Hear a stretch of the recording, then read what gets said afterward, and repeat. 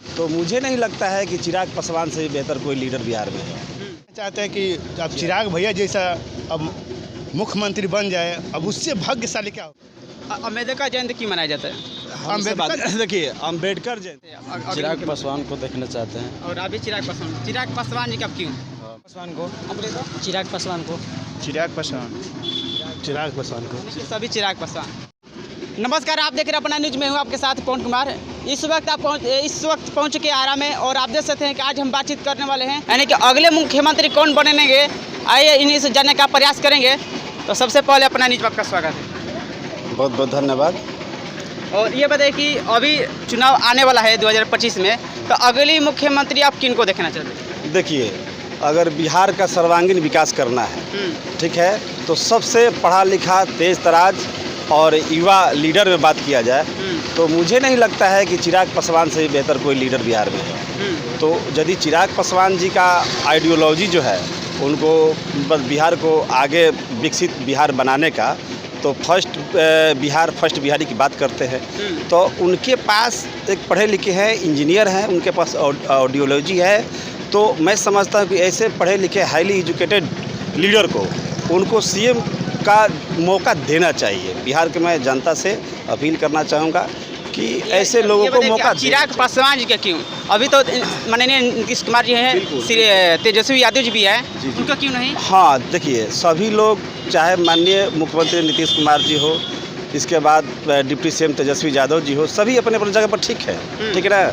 नीतीश जी का कार्यकाल 15-17 वर्ष देखा गया है और तेजस्वी जी भी एक बाद में डिप्टी सीएम रह चुके हैं। तो दोनों आदमी का बिहार ने सेवा काल देख लिया, लेकिन एक नया पढ़ा लिखा लीडर जो विकसित बिहार बनाने की बात करता है, तो मेरे समझ से मेरा मानना है कि ऐसे पढ़ा लिखा युवा लीडर को एक बार मौका देना चाहिए। लेकिन अगली बार एक बार मौका देना चाहिए जी, चिराग पासवान जी। बिल्कुल निश्चित रूप से मौका देना चाहिए, और क्योंकि वह सबका साथ सबका विकास की बात करते हैं, और ऐसे में मेरा मानना है कि चिराग पासवान जी एक दी बेस्ट बिहार के सीएम होंगे। आपका भी स्वागत। क्या नाम है आपका? मनोरंजन कुमार। आप किनको देखना चाहते हैं मुख्यमंत्री अगली बार? हम भी देखना चाहते हैं कि अब चिराग भैया जैसा अब मुख्यमंत्री बन जाए, अब उससे भाग्यशाली क्या होगा। अच्छा। हम लोग चाहते हैं कि युवा नेता हैं, पढ़े लिखे हैं, तो उनको पूरा मतलब भारत देखना चाहता है, पूरा बिहार देखना चाहता है। ये नहीं लगता है कि जब अगर मुख्यमंत्री का चुनाव जब आता है इतना नौकरी दे देंगे, 10 लाख, इतना उतना, तो क्या इस तरीके से होगा? अगर देख लीजिए, अब इतना नौकरी दे देंगे, ये कर देंगे, वो कर देंगे, सब कुछ देख लिया। अब देखना है अब अगला मुख्यमंत्री के रूप में चिराग पासवान जी का, अब वो क्या कर सकते हैं। अब हम लोग का यही राय है, यही उम्मीद है। देखिए अब क्या होगा क्या नहीं होगा, अब भगवान जानते हैं। लगता है अभी आप कहाँ से रहते हैं? हम आ रहे हैं यहीं से, बाबा भीमराव अंबेडकर के तरफ से आए थे।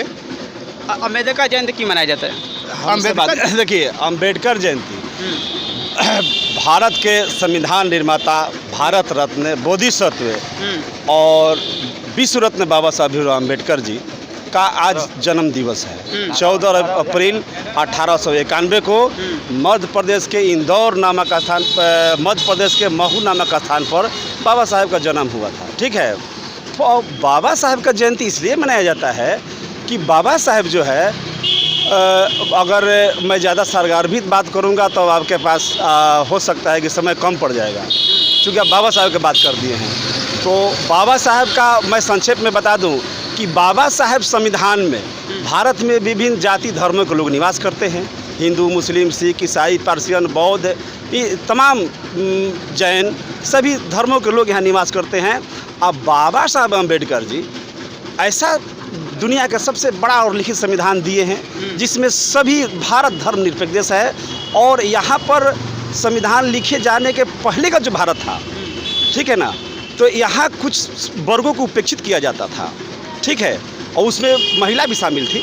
महिला को भी हमेशा से उपेक्षित किया गया धर्म शास्त्रों के अनुसार कि उनको पढ़ने लिखने का अधिकार नहीं था। इसके बाद तथाकथित धर्मवादियों के द्वारा मैं यदि बात करूं, मैं मानवता की बात नहीं कर रहा हूं, मैं बाबा साहब की जब बात करूंगा तब मानवता की बात करूंगा। अगर उस मानवता की बात करता हूँ जो धर्मवादी जो लोग हैं वो मानवता की बात नहीं धर्म की बात करते थे। जातिगत अगर बात की जाए कि मुस्लिम तो नहीं होता है, ज़्यादातर मुझे कहने दीजिए। तो पहले के जो भारत थे तो उस समय में जिसको आज बहुजन कहा जाता है, दलित, पिछड़ा, ठीक है ना, अति पिछड़ा, तमाम ही लोग, तो ये उस समय संविधान जब बाबा साहब नहीं लिखे थे तो उस समय इनका ज़िंदगी जीने का कोई हक अधिकार नहीं था। अगर ये अतिशयोक्ति नहीं होगा कि यदि मैं कह दूं कि पहले के संविधान लिखे जाने के पहले का भारत में नदी नाले में जानवर को पानी पीने का अधिकार था, लेकिन इंसान का पानी पीने का अधिकार नहीं था। अगर ये व्यवस्था किसी ने किया था तो ये धर्मवादियों ने किया था। और जब बाबा साहब अम्बेडकर जी जब संविधान जब लिख दिए तो अब ये भारत सभी सार्वजनिक स्थल, यूनिवर्सिटी, स्कूल, कॉलेज और सब के लिए दरवाजे खोल दिए। सभी लोगों के लिए समाज में समानता ला दिए। सभी लोग आगे बढ़ सकते हैं, सभी लोग पढ़ लिख करके अपना व्यक्तित्व का विकास कर सकते हैं। और मौलिक अधिकार की उसमें चर्चा हो गई। आज मौलिक अधिकार हमारा आपका हनन होता है। स्वतंत्रता की आज़ादी, समता की आज़ादी, धर्म की आज़ादी, शिक्षा की आज़ादी, ये हमारे 6 जो मौलिक फंडामेंटल राइट है, तो ये सब पहले नहीं था। आज फंडामेंटल राइट जो हमारा है तो एक बॉडीगार्ड का काम करता है। अभी आप ही मेरा इंटरव्यू ले रहे हैं और आप ही हमसे कोई ज़बरदस्ती बात उगलवाना चाहिएगा तो हमारी आज़ादी और व्यक्ति की आज़ादी है। जो मैं देश हित में बात होगा मैं वही बात बोलूँगा। तो ये बाबा साहेब अम्बेडकर जी ये केवल वंचित समाजों के लिए मसीहा नहीं है, ये हमारे देश के एक आराध्य हैं। बाबा साहेब एक आराध्य देवता समान हैं और इनको मैं समझता हूँ कि सभी जाति धर्मों के लोगों को बाबा साहेब पूजनीय है, सबको पूजा करनी चाहिए। यानी कि पहले से अब की अपेक्षा में अब ज़्यादातर अब जुलूस निकाला जा रहे हैं और जागरूक हो गए, समाज जागरूक हो गया जी। अभी देखिए मैं अभी बता रहा हूँ, मेरा मलौर चपौरी प्रखंड के मलौर घर है और मैं खुद शिक्षक हूँ। अपने विद्यालय में बाबा साहब का जयंती मना करके और गाँवों में भी जयंती मनवाए, बाबा साहब का प्रतिमा स्थापित किए वहाँ पर। और चरपोखरी में भी हज़ारों की संख्या में वहाँ पर बाबा साहब का शोभा यात्रा निकाला। फिर वहाँ से शोभा यात्रा निकलवा करके हम लोग फिर आरा में आए। यहाँ पर भी हाथी, घोड़ा, ऊँट, इसके बाद डीजे के साथ बाबा साहब का एक बहुत बड़ा प्रतिमा और अनेक महापुरुषों का उसमें सब फोटो लगा था। तो काफ़ी शोभा यात्रा निकला जो ये पहले नहीं होता था। अब जस बाबा साहब को लोग पढ़ रहा है, जस आगे लोग बढ़ रहा है। यानी बाबा साहब को यदि कहा जाए, बाबा साहब की योग्यता के बारे में जानते हैं, दुनिया का सबसे पढ़ा लिखा व्यक्ति थे। वो 32 तरह की इनके पास डिग्रियाँ थी हैं। तो बाबा साहब को भारत रत्न डॉक्टर भीमराव अम्बेडकर जी का नाम एक दूसरे नाम से हम जानते हैं, सिंबल ऑफ नॉलेज। ये बाबा साहब मानव नहीं मानव थे। यदि बाबा साहब के जीवन संघर्ष को यदि देखेंगे हम लोग तो उसे एक इम्प्रेशन जगता है, लोगों को आगे मोटिवेट होने में एक बहुत बड़ा योगदान मिलता है। तो बाबा साहब अभी SC/ST कर्मचारी संघ का नागर परिचरणी में वहाँ पर हो रहा था कार्यक्रम, उसमें भी हम लोग गए। फिर बाबा साहब के यहाँ पर जुलूस पर शोभा यात्रा चला था, उसमें हम लोग गए। तो सभी जगह से हम लोग मिल के आ रहे हैं। और आप बोलिए, इधर आइए। आप किन को देखना चाहते हैं? चिराग पासवान को देखना चाहते हैं। और अभी चिराग पासवान जी कब क्यों? बहुत फैन। क्यों उनको बहुत टैलेंट, बहुत अच्छा है, पढ़ने लिखने में। गरीबों का मसीहा है, इसलिए गरीबों को मसीहा है। चलिए। और आप? चिराग पासवान को। सभी चिराग पासवान। चलिए, जैसे कि बातचीत करके बहुत अच्छा लगा। मिलते हैं और किस वीडियो के साथ, तब तक के लिए धन्यवाद।